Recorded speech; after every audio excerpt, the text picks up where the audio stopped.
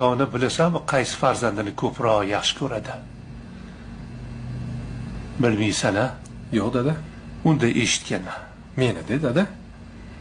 Qaysi biri ko'proq azob bergan bo'lsa, taqdirimda bor ekan, sendan ko'p azob ko'rdim. Xudoga shukr, mayli.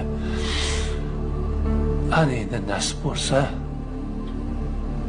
o'sha muqaddas joyga borganda men sen haqqingga alohida duo qilaman. O'g'limga baxt ber deyman.